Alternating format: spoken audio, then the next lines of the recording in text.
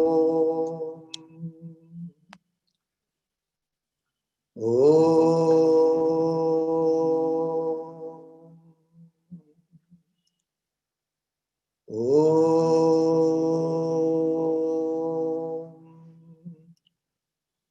Shri Gurubhyo Namaha. Harihi Om. Om Gungurubhyo Namaha. Om Gam Ganapataye Namaha. Om Aim Saraswatyai Namaha. Om Gananam Tva Ganapati Gum Havamahe. Kavim Kavinam Upamasravastamam. Jeshtarajam Brahmanam Brahmanaspata. Anasrinvannu Udibisi Dasadanam. Om Shri Mahaganapataye Namaha. Om Sadashiva Samarambham Shankaracharya Madhyamam Asmad Acharya Padyantam Vande Guru Paramparam. Om Namah Shivaya Gurave Satchidananda Murtaye Nishprapanchaya Shantaya Nidalambaya Tejase. Om Yasyatma Bhudasya Guru Prasadat Aham Vimuktasmi Samsara Bandhat Sarvopadeshtu Shivananda Murte Murdu Agriyukmam Pranadosmi Nityam Daya Sindhum Dina Bandhum Shastrartha Bodhana Patum Maskedindra Varam Nomi Sri Chidananda Sadgurum. Om Praninam Dukhahartaru Jnanadu Bhuvana Muktaye Shivananda Chidanandu Ashri Guru Sattavu. Om Shantatmanam Pranadasulabham Siddhavidya Prabhavam Bhaswadrupam Sugunanilayam Rastakarma Divargam Prajnavritam Nishasamadrisham Taradam Tyagipadyam Sakshat Isham Mama Guruvadam Shivanandam Natosmi Shivanandam Natosmi Akhandananda Sambodho Vandanatyasya Jayate Govindam Tamaham Vande Chidananda Tanum Gurum. Om. My humble pranams to all the participants of this wonderful retreat program. And so this year, Amritarupananda Mataji approached me and asked whether we can have this Christmas program and Christmas retreat. That was some 2-3 months before. Then I said that now you know that this COVID pandemic is there. The ashram is not allowing any visitors. It is almost practically closed, so we cannot have it. Then after some few days, again she came and asked me, can we have it online? Then I said, all right, we will think about it. So then Madan has come forward and Mataji and Mother took a lot of interest. And Ramchandra also took a lot of interest. So it is happening. So this program, this Christmas retreat program is happening because of the continuous effort by Amritarupananda Mataji and Ramchandra and Mother. Others, many others who have helped also. I may not be knowing the names. So in fact, this retreat was started by Gurudev. In those days, it was during Easter. Later on, it was shifted to during December, during the Christmas period, so that foreigners can come. So it was going on and it never stopped. So we were also a little pained to stop this, but somehow Bhagavan's will, Gurudev's will, it is happening. And it's a wonderful opportunity that we are able to have this. It was Gurudev's Kripa and Bhagavan's Kripa. And it is also all of your Kripa also. So I welcome all of you for this online retreat. And maybe this is our first experience to have an online retreat. Of course, we give some talks online, but retreat is a special program. That is, we are connecting ourselves very intimately in this retreat program, and so it is a wonderful opportunity for every one of us to come together and to glorify Gurudev on earth, to glorify Bhagavan on earth. So with these few words, now we will proceed to our subject. The theme for the retreat is actually transcending the challenges and suffering of life through spiritual vision. That is the subject. So I find there are 4 words: transcending, and then challenges, and then suffering, and then life. 4 words are there. So transcending suffering, challenges and suffering, we will take up later. We will take up life first. What is our life? What we mean by life? So what we are doing actually?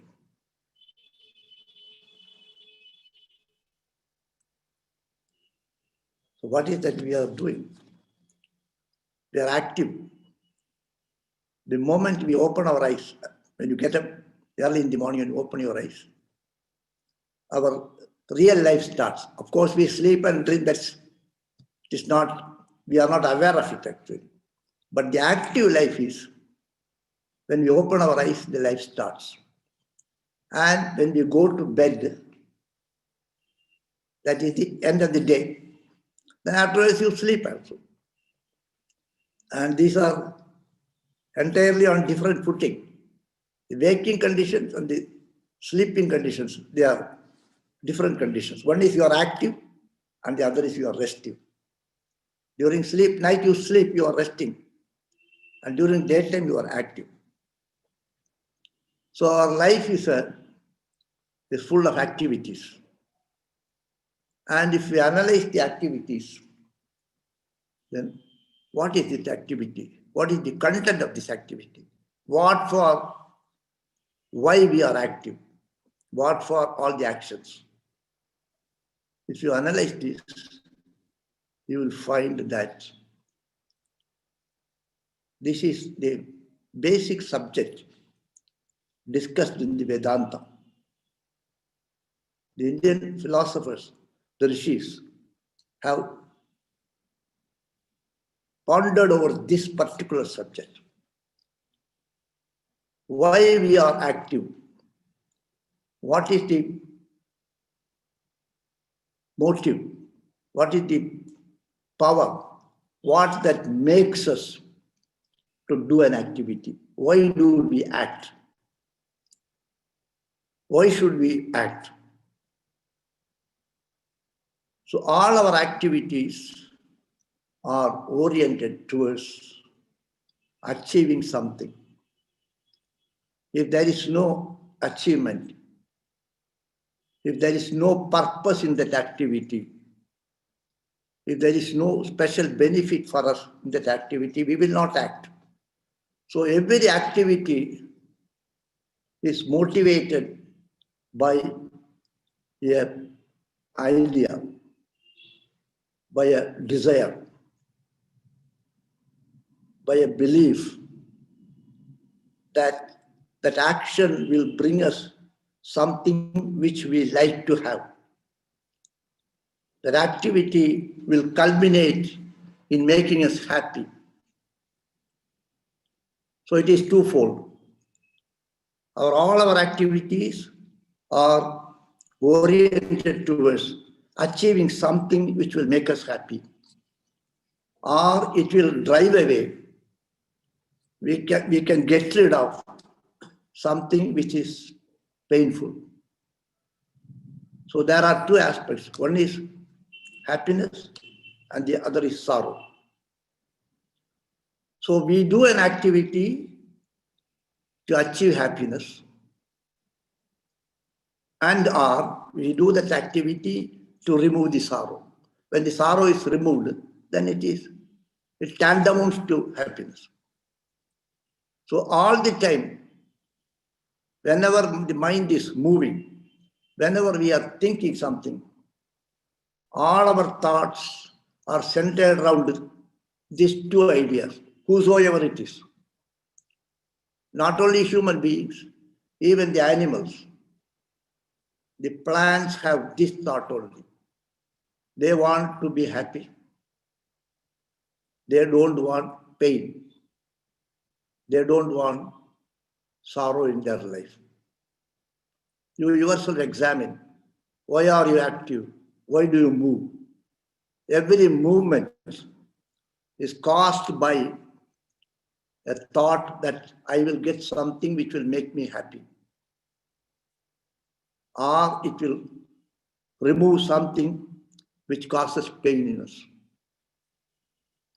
So in the Sanskrit, they say, this thought is always pulsating in our mind. This thought is always there in our mind, whether we know it or not. Sukham me bhuyat. Let me be happy. Let me have happiness. Let happiness come to me. Dukkham mabhut. I should not have pain. I should not have sorrow. All our thoughts, whatever be the thought, it has this twofold purpose. Let me have sukha. Let it bring happiness to me. Otherwise, let the sorrow be gone. Let this pain may go away from me. Let me get rid of this pain. Let me get rid of this sorrow. So every activity is for this purpose only. Sukham me bhuyat. Let happiness come to me. Dukkham mabhut. Let me not have any pain. Nobody wants it. Even the tree doesn't want it. The tree wants light, so it will go in the direction where it gets light. The animals like that. All human beings, whether we are east or west or north or south, it makes no difference. Everyone wants happiness. Everyone wants to be happy. No one wants to be unhappy. No one wants sorrow in their life. So our life is a chasing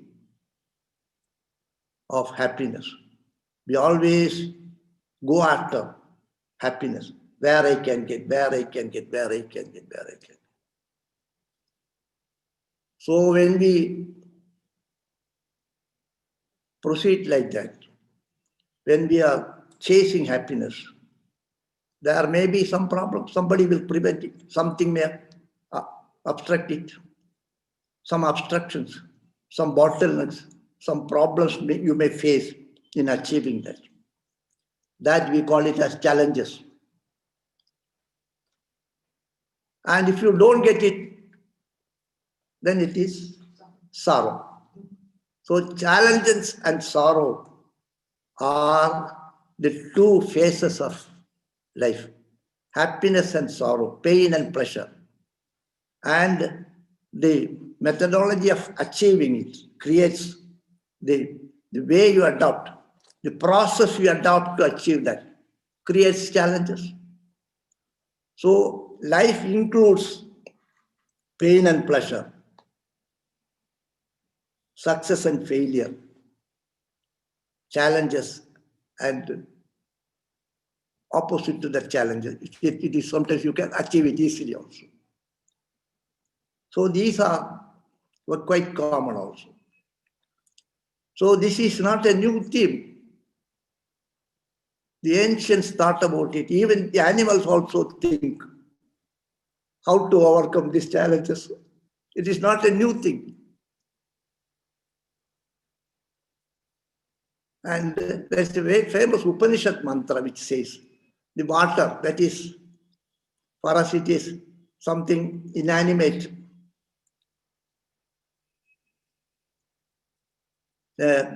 element. Water is an element.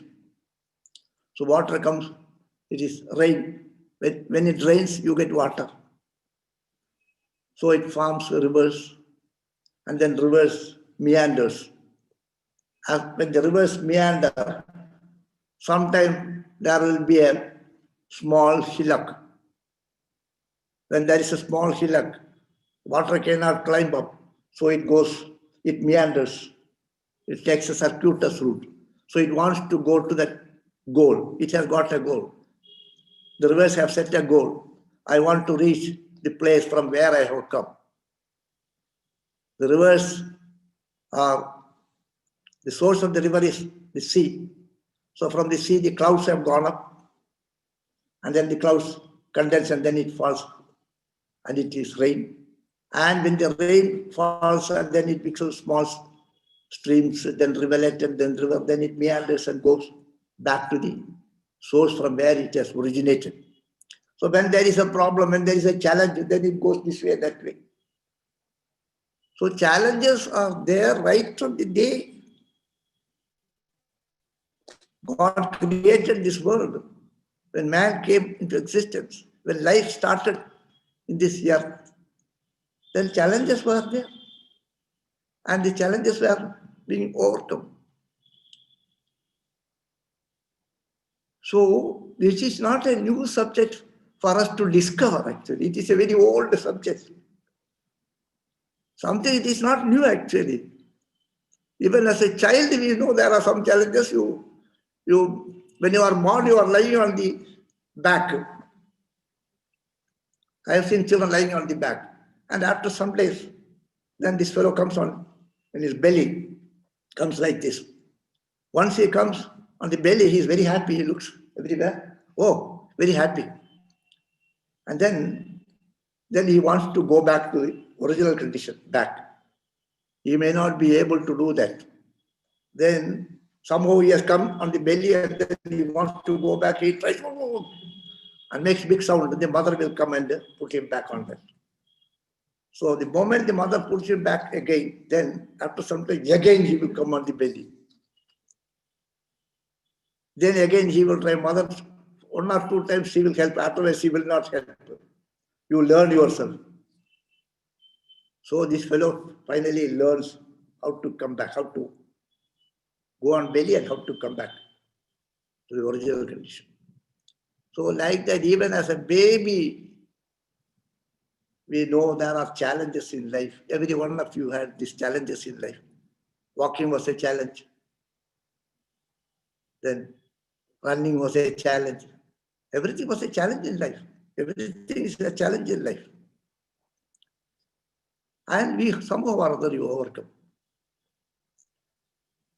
So this and the philosophy, or especially the Vedanta, does not speak anything new. It speaks about things which you know, but you don't recognize it. You don't accept it, actually. So they say that these things are there usually. It is their common thing. It is a natural thing. Challenges in life, sorrow in life, happiness in life, all are natural things. How to avoid unnecessary worries, unnecessary pain? How to be happy? You want to be happy. How much happiness you want? I want happiness, absolute happiness. Happiness without any admixture of pain. Unalloyed happiness I want. All right. You know what is the technique, but make that technique little more perfect. So that technique to keep away sorrow. If you keep away sorrow, it is happiness only. How to keep away sorrow? So they say you can keep away sorrow. There is a technique which will help you to snap, to cut, to sever the pain. Dukkha samyoga viyogam yoga samhitam. In the Bhagavad Gita it says, tam vidyati dukkha samyoga viyogam yoga samkhitam. Know that yoga means yoga according to the Vedanta is not the Hatha Yoga, what you practice in the early morning. Yoga has got different meanings. According to the Indian philosophy, yoga is a darshana, is a vision. It's a vision of life. Hatha Yoga is a part of that, that's all. Hatha Yoga is not yoga. Hatha Yoga is asana pranayama, is a part of that yoga, but that is not yoga. According to Vedanta, yoga is entirely different. It is a science, it is a darshana, it is a vision. So what is yoga? Dukkha samyoga viyoga. Unnecessarily you are connecting yourself to dukkha. Dukkha is there, you are linking, providing a link to dukkha. Don't provide that link. Now they are putting Zoom link to all of you, otherwise you cannot see. Like that, there is someone or you yourself. There is someone in you and there is some error in you which unnecessarily connects you to dukkha. So snap that dukkha, snap that link. Dukkha samyoga viyoga yoga uchyate. So if it is there actually, when dukkha is removed, means challenges are also removed.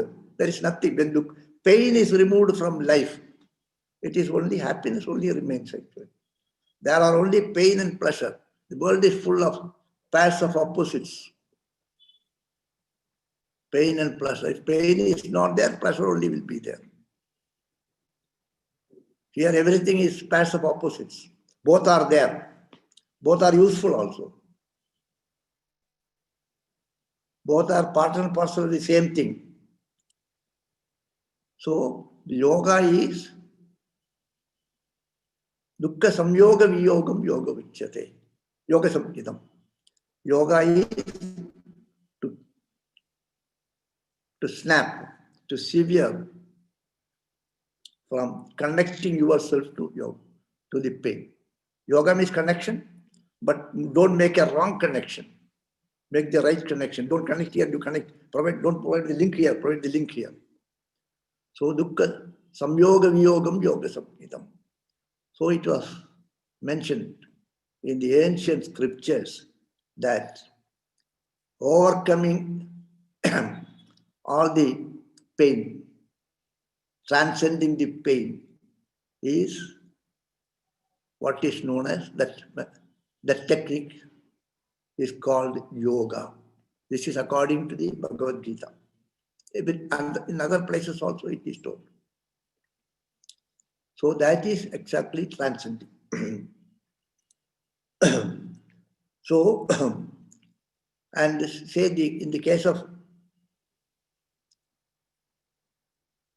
so and when we describe about the yogis, when he describe about sadhus, mahatmas, saints, sages, then their quality is also one who has achieved this yoga perfectly. He is a saint actually. Dukhesh anudikkina manaha, sukhesh vigatas pragaha, vitaraga bhaya krodha, stitajihi uniruchyate. This is in the second chapter of Bhagavad Gita. The lakshana, the qualification or the definition of a stita prajna, a person of steady wisdom. Dukkeshu anudikkina manaha, whose mind is not shaken by the adversities of life. You want to transcend the sorrow. So sorrow, if sorrow comes, to what extent we are affected? Imagine that is some sorrow is there, something. And it happens, it is not sorrow, it's what your sorrow and my sorrow and other person's sorrow.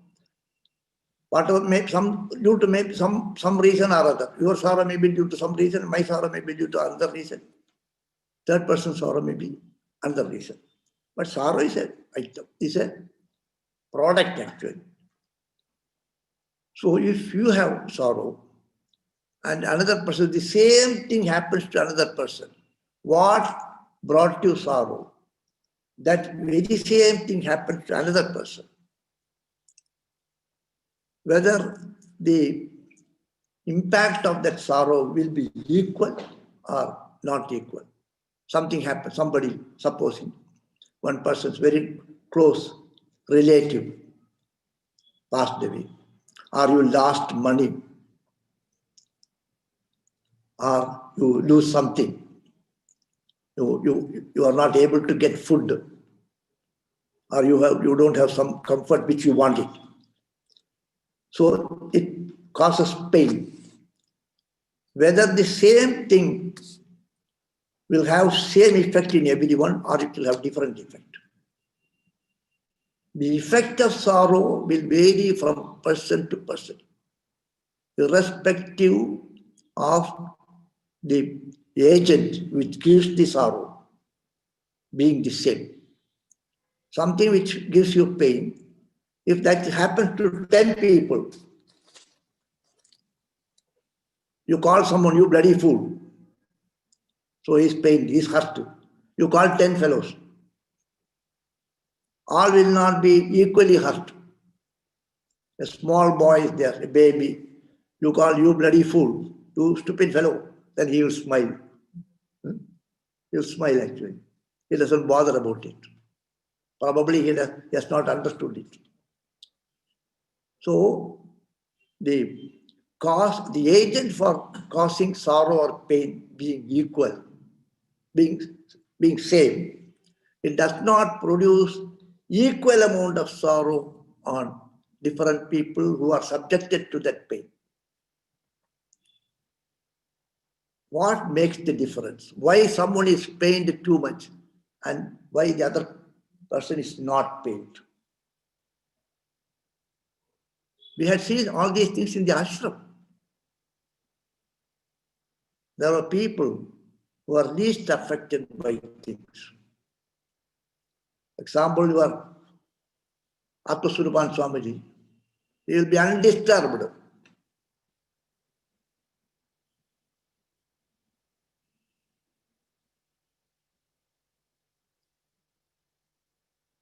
Something is causing you, something is disturbing you. So to what extent you are going to absorb that pain? To what extent you are reacting to that pain? What is the impact of that sorrow on you? It depends upon the person. It depends upon his mind actually. Nowadays, in the management technique, these things are only being told. In a given situation, when there are something is happening which will disturb you, how best you can manage, how best you can remain undisturbed, or how you can remain least disturbed at least.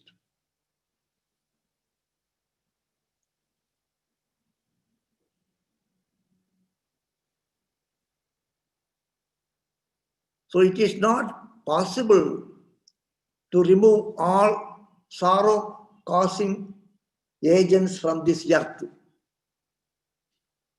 It is not possible. Everything will not make you happy. Something will make you unhappy.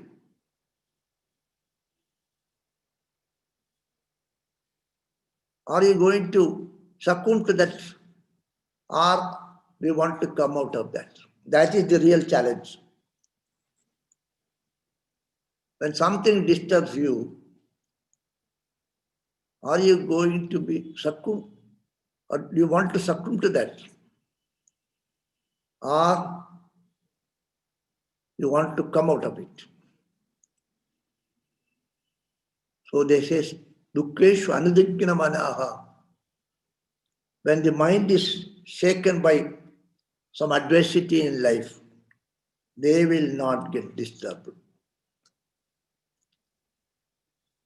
In the life of saints, you will find even recent saints of the recent date, Papa Ramdas, Gurudev Swami Shivanji Maharaj, they have also had problems in their life. They had to face so many problems. They did not even have food. They did not even have a place to sleep properly. But those things did not affect them.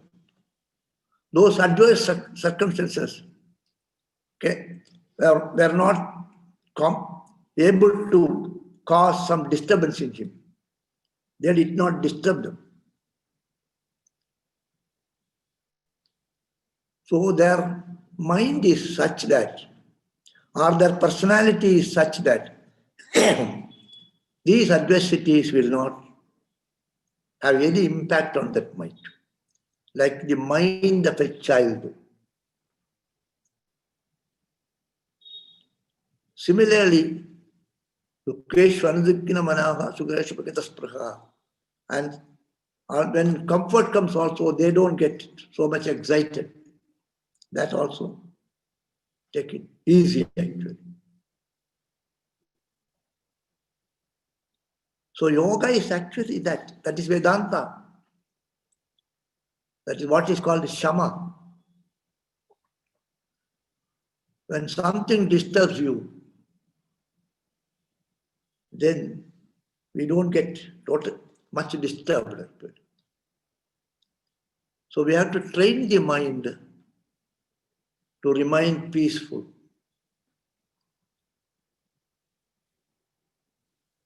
Train the mind to remain peaceful. Whatever life will be, there will be problems in life you cannot avoid. Now the COVID pandemic is there. It's a global thing. You cannot do anything.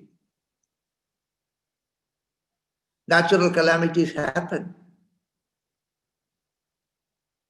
Suppose you lose everything. People come out of that.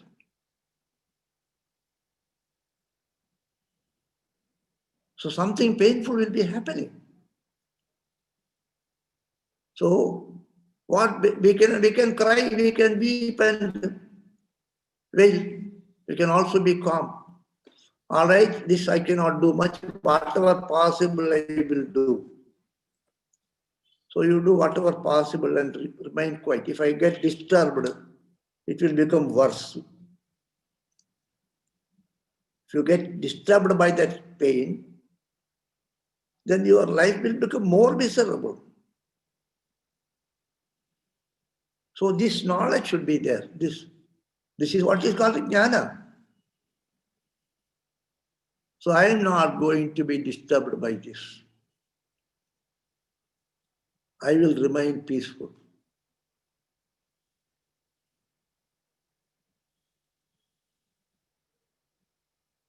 There was one Swamiji in our ashram. His name was Swami Brahmanji Maharaj. And of course, he was our neighbor in our town. So whenever I used, in those days, whenever I used to come, I used to meet him and then go back. When I used to visit ashram, I used to visit him especially and talk to him for some time. So at one occasion, one of my friend was also there. Both of us went and met him. So my friend told Swamiji, I want to come and stay in the ashram. Then Swamiji said, why do you want to come and stay in the ashram? You can stay in your home and do sadhana. No, Swamiji, there is a lot of disturbances are there. So I cannot do any sadhana there. I will come and do sadhana here. Then Swamiji said, what disturbance is there? And there are a lot of people are there and disturbing me. How many people are there? 5 persons are there. Acha. Then Swamiji said, there you have only 5 persons to disturb you. Here you have got 200 persons to disturb you. How will you manage? There are only 5 people to disturb you. If you cannot manage it, how will you manage these 200 people? So wherever we go, there will be disturbances, there will be pain. So whether if you go to US or Australia or any country, even if you go to North Pole and South Pole, there will be some problem. So those problems which we cannot avoid, which are beyond our control, or even those which are our control, whatever remedy possible we do, and then have a mindset that I am not going to be disturbed by this. Uparati, they call it as. All right, I will bear this. Titiksha, bear this. I will not get disturbed. Anyway, it will happen, let it happen.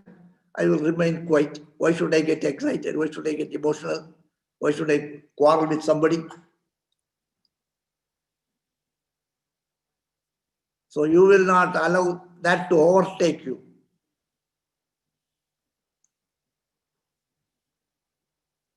So that titiksha means sahanam sarva dukkhanam apratikara purprakam. Sa titiksha iti Shankaracharya says, when problem comes, endure it peacefully. Don't get disturbed.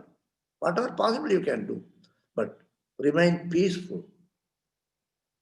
And what best I can do, that I will do.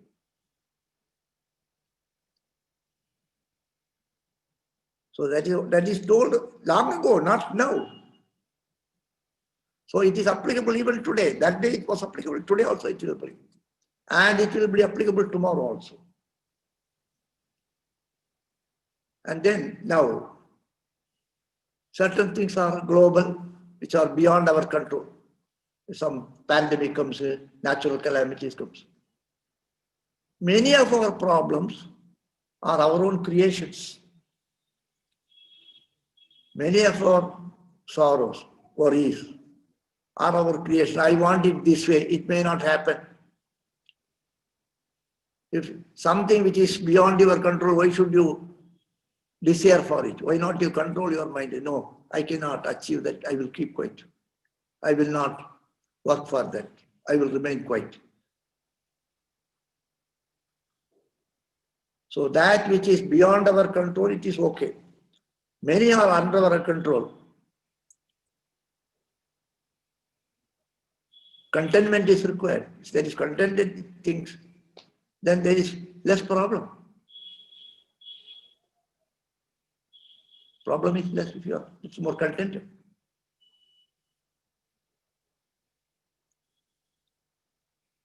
So before, we have to analyze whether what I am doing is okay, whether my activities are fine, whether it will bring me peace or whether it will bring me disturbance.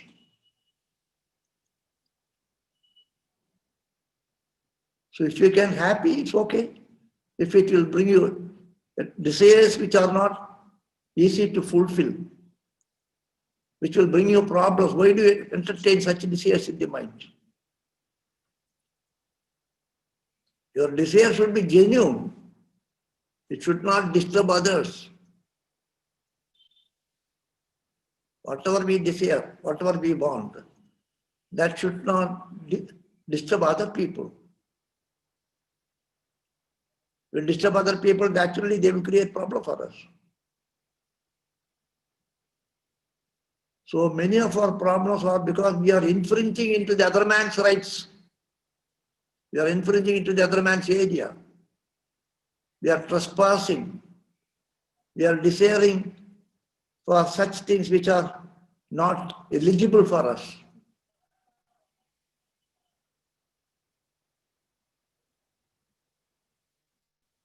So a little amount of control can be put on the desires.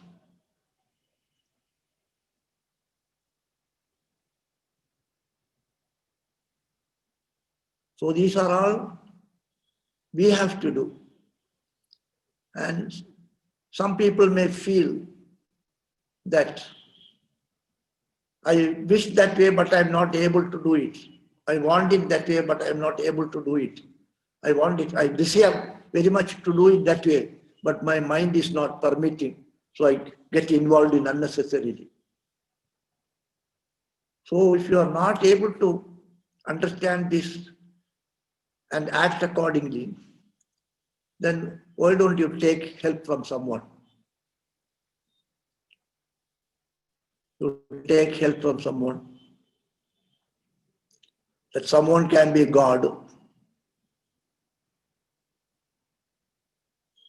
That someone can be a saintly person, a sage. He will help you to calm down yourself. Whenever a problem is there, why don't you pray to God? These problems are there. Why don't you, Bhagavan, you please help me. You help me to solve these problems. You can make a request to Bhagavan, you take some help. So it will help you.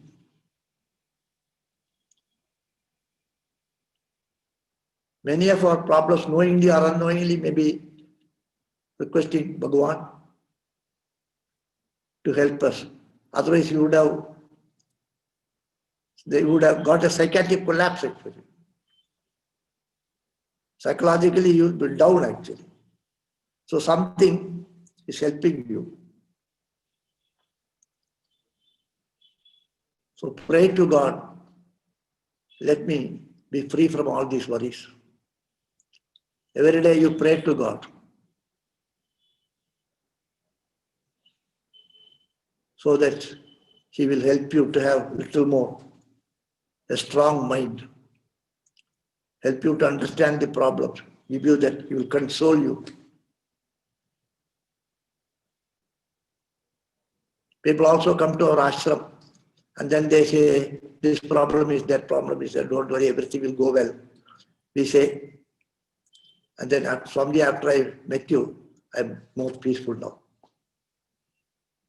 You console them. We have no special powers to give them that peace. But we told them that mind has received it actually. Because your auto-suggestion is not working there. So you want an external suggestion. So we give a strong suggestion to your mind. Don't worry, everything will go well. Be peaceful. And yes, now I feel peaceful. So prayer is another tool. If you can understand this, the first one, I will not get disturbed. I will remain peaceful, whatever be the circumstances. That is the best. If that is not possible, then pray to the Supreme Lord, Almighty Bhagavan, you can help me to come out of this situation. Then definitely the help will be there. You will be more peaceful, Definitely you will be more peaceful.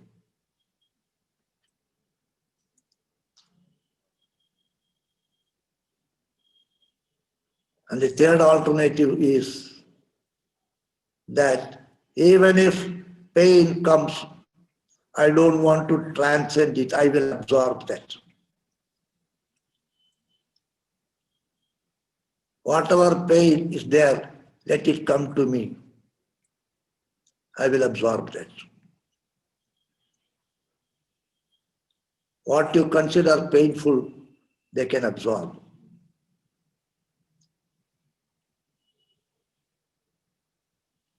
Simple thing. You are also doing that. There's a small percentage is there in every one of you.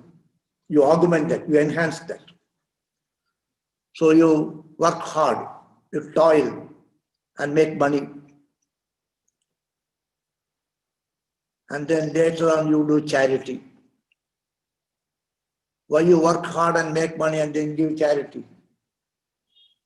So there is happiness in earning the money. And there is happiness in giving away in charity.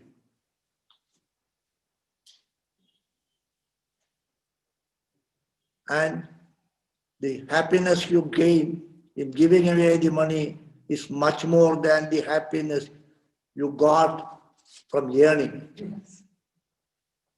Possessing that makes you happy. Sacrificing that makes you more happy.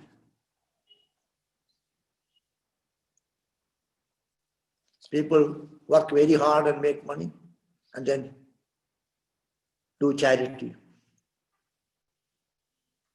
People go and work in slum areas.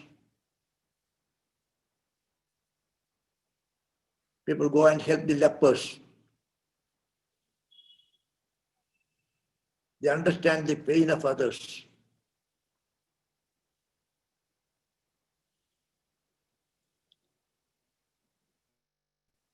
We have a home, destitute home.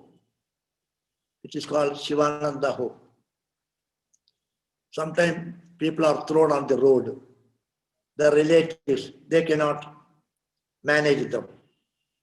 Those people are burdened to them. So they secretly bring them in the night and throw it in front of the ashram and go away.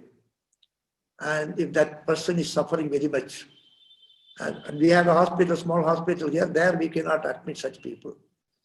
So then when it comes to my notice, then I tell Shivananda home, this person is there, you please take them. So they take them and take care of them. On one such occasion, one man was lying down on the road, an old man, full of maggots. He has dirtied himself. He was lying there. Then somebody came and told me, one person is lying. Then I called the Shivananda home and tell one person is lying there. Can you please take them? Yes, Swamiji. Swamiji, we will come there with the ambulance. You have a stretcher and you should be able to, somebody to lift him and put it on this. Okay. I myself went there. And there and then, there was one lady who is working there. She's a veritable angel. And she came. And then I was there and we picked him up and placed him in the ambulance.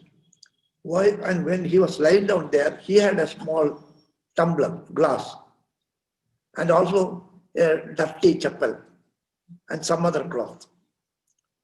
So then I told the people who are picking up, hey, don't pick up those things, let he alone go, I said. Then that Mataji told me, no, Swamiji, those things will also go with him, he said. Those glass and those dirty things will also go with him to the home, she said. And what she said was true, because while he is being picked up from there, his eyes were there on that, his only possession, the tumbler. Your eyes are there in your big possession, in your house, in your bank balance, in your other things. That fellow, his sole property is that dirty cloth and the dirty chapel. So if this is lost, what will I do? He was looking at that. She can read his mind better than me. She told me, let it go. Then I realized it. So here is a mindset actually. Here is a mindset which understands the pain of others. And they want to relieve the pain of that person. Do you think that this relieving the pain of other person is painful? No. Relieving the pain of other person is actually a happiness, is actually joy. Diametrically opposite to that. Otherwise, it is not possible to do that. Unless you get a joy in giving away what you have earned, you won't share, you won't give to anybody else. You won't spare that. Similarly, the understanding the pain of others and helping them to come out of that pain will give you much more happiness than what you will get from other things.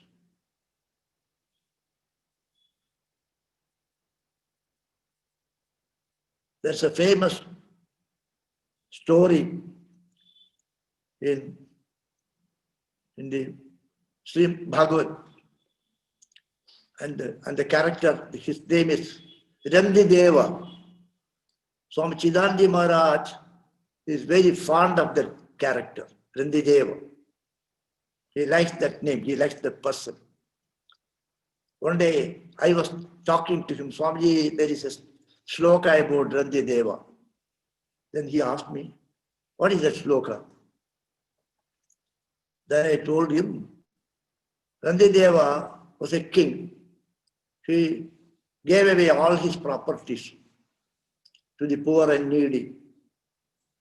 And he was left with only small food to eat. Someone was hungry, came at that time. Then he gave that also. Then he was having little water and he was about to drink that. So one man came, I'm very thirsty, can you share that water with me? Then he said, he gave away that. Then the story says that was, even Bhagavan tested him and he appeared in front of him.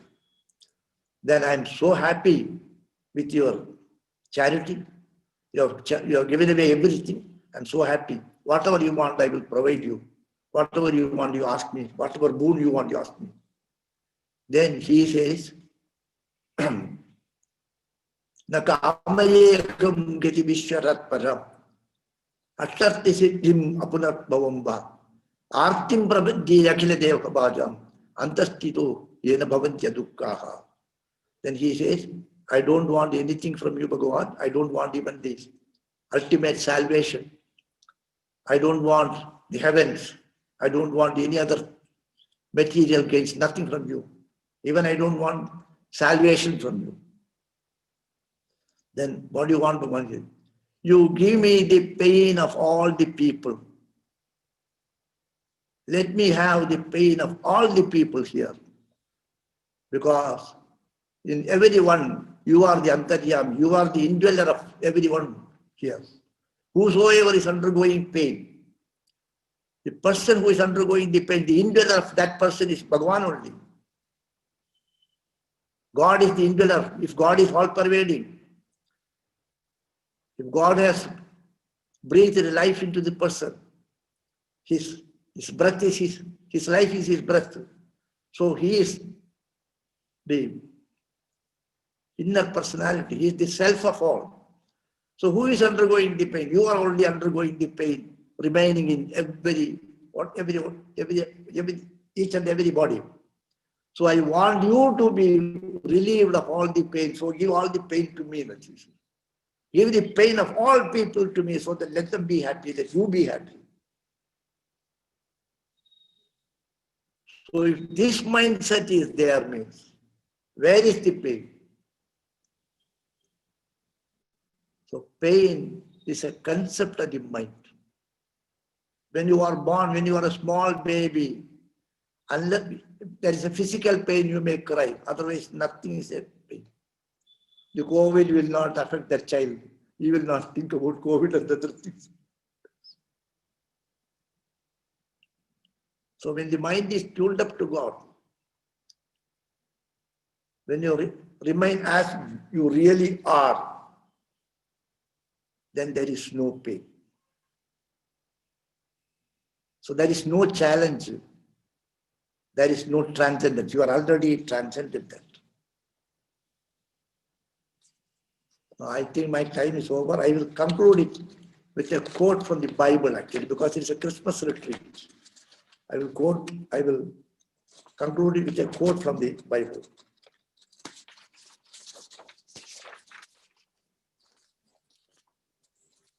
Lord Jesus says, Matthew,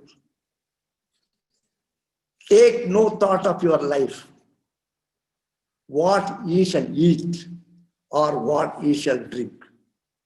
No, yet your body, what ye shall put on. Is not the life more than the meat and body the raiment?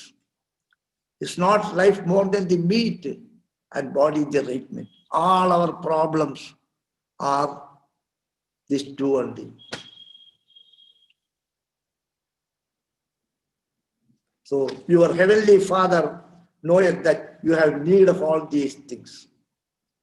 He will definitely provide you. Therefore, seek ye the kingdom of God. All other things will be added unto you. Hari Om Tat Sat. Sadguru Bhagavan ki jai. Thank you very much. Everyone, thank you. Thank you so much, Swamiji. That was a beautiful talk, and it very much touched my heart. Especially when you started to say the more we share with others, the happy we are. There's the least happiness in gaining for ourselves and the most happiness Thank you very much. in giving it away. This is Lakshmi 18. Kandi Chandya. I don't know many of them. Revati Ayyar.